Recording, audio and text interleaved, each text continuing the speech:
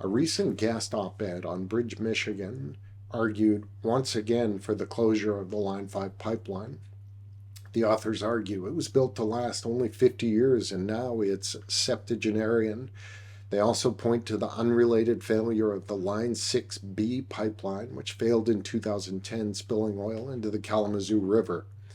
Now, their argument appears to be that if one pipeline has failed, then another inevitably will. But following that timeline and logic, we should also demand the immediate closure of the Mackinac Bridge because Merritt Chapman and Scott, the company that worked on the underwater portion of Line 5, also worked on the underwater portion of the Mackinac Bridge.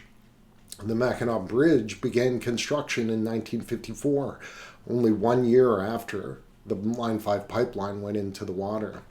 They used the same type of steel, and research points to an average of 128 bridge failures every year across the country. So, if their logic holds, then bridges must also be inherently dangerous.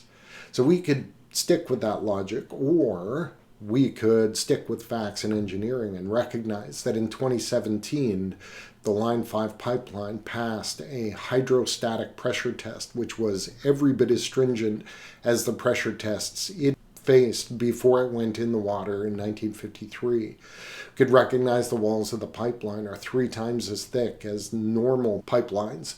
You could also recognize that the cold, deep water is very low oxygen levels, and that tends to inhibit corrosion on the pipeline. We could also recognize that Enbridge Energy, the company that operates and owns the Line 5 pipeline, is doing constant monitoring and then also does regular external and internal inspections.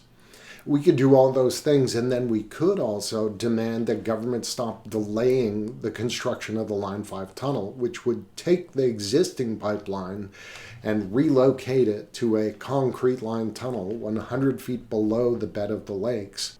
We could do that because the Army Corps of Engineers has just extended the environmental permitting review time by another 18 months. At the same time, the authors of the Bridge article applaud Governor Whitmer and the state's ongoing litigation, which is constantly trying to force the closure of Line 5. But these delays mean that the tunnel won't open at the very earliest before 2030, which means the existing pipeline continues to operate where it has for the last 70 years.